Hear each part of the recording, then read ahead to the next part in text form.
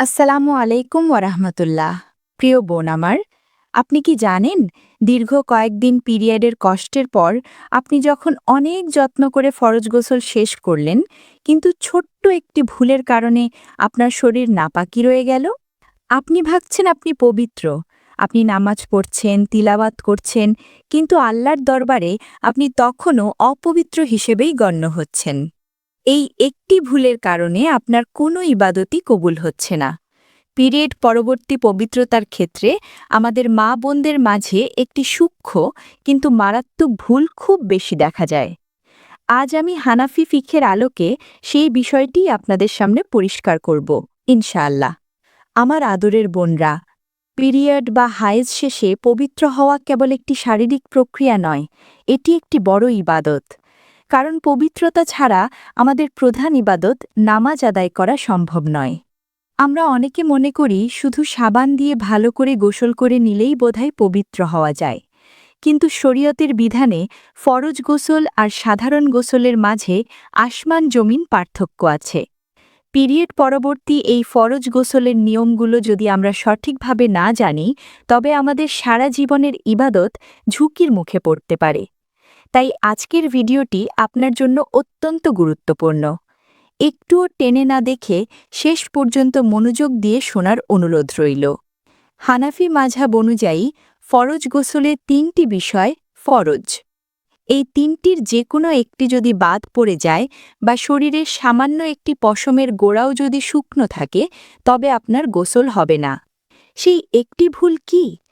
অনেক বোন মনে করেন পিরিয়ড শেষে সারা শরীর ধুয়ে ফেলাই যথেষ্ট, কিন্তু হানাফি ফিক অনুযায়ী কুলি করা এবং নাকের নরম হাড় পর্যন্ত পানি পৌঁছানো ফরজ গোসলের অবিচ্ছেদ্য অংশ।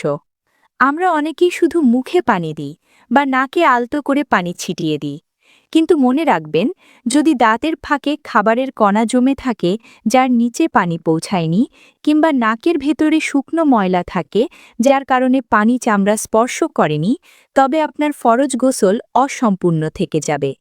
ফাতাওয়ায়ে আলমগিরি প্রথম খণ্ড পৃষ্ঠা ১৩, ফাতাওয়ায়ে স্বামী প্রথম খণ্ড পৃষ্ঠা ২৮৪।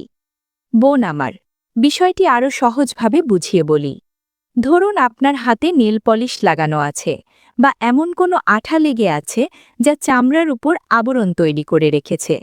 আপনি ১০ বালতি পানি দিয়ে গোসল করলেও ওই নেল পলিশের নিচে পানি না পৌঁছানো পর্যন্ত আপনি নাপাকি থেকে যাবেন। তেমনিভাবে পিরিয়ড শেষে গোসলের সময় আমাদের তিনটি বিষয়ের দিকে তীক্ষ্ণ নজর দিতে হবে। ১. গড়গড়া সহ কুলি করা, যেন মুখের প্রতিটি কোণায় পানি পৌঁছায়, তবে রোজা থাকলে গড়গড়া করা যাবে না। ২. নাকের নরম হাড় পর্যন্ত পানি পৌঁছানো, নাকের ভেতরে যেন কোনো অংশ শুকনো না থাকে। ৩. সারা শরীরে পানি পৌঁছানো, নাভি, কানের ছিদ্র এবং প্রতিটি পশমের গোড়ায় পানি পৌঁছানো নিশ্চিত করতে হবে। আপনি কি কখনো ভেবে দেখেছেন সামান্য এক ফোঁটা পানির অভাবে আপনার পবিত্রতা আটকে যেতে পারে? কত বড় একটা ঝুঁকি আমরা নিয়ে নিচ্ছি, তাই না? চলুন বোন, আমরা একবার সুন্নাহসম্মত নিয়মটি রিভিশন করে নিই। প্রথমে বিসমিল্লা বলে শুরু করা এবং মনে মনে পবিত্রতার নিয়ত করা। ২ হাত কবজি পর্যন্ত ধোয়া, শরীরের কোথাও রক্ত বা অপবিত্রতা লেগে থাকলে তা পরিষ্কার করা। এরপর অজু করা, তবে পা ধোয়া শেষেও করা যায় যদি নিচে পানি জমে থাকে। এরপর খুব ভালো করে গড়গড়া সহ কুলি করা এবং নাকে পানি দিয়ে নরম হাড় পর্যন্ত পরিষ্কার করা। সবশেষে মাথায় পানি দিয়ে শুরু করে পুরো শরীরে এমনভাবে পানি প্রবাহিত করা যেন একটি চুলও শুকনো না থাকে। প্রিয় বোন, ইসলাম আমাদের জন্য পবিত্রতাকে ঈমানের অঙ্গ করেছে। একজন নারী যখন এই কষ্টের দিনগুলো পার করে পবিত্র হওয়ার চেষ্টা করেন, তখন আল্লাহ তাআলা এই তার প্রচেষ্টাকে পছন্দ করেন। কিন্তু সঠিক জ্ঞানের অভাবে আমাদের এই পরিশ্রম যেন বৃথা না যায়। আজই নিজের গোসলের পদ্ধতির দিকে নজর দিন। আপনি কি এতদিন এই ভুলটিই করছিলেন? যদি করে থাকেন, তবে ঘাবড়ানোর কিছু নেই। আজ থেকে সঠিক পদ্ধতিতে আমল শুরু করুন এবং অতীতের ভুলের জন্য আল্লাহর কাছে ক্ষমা চান।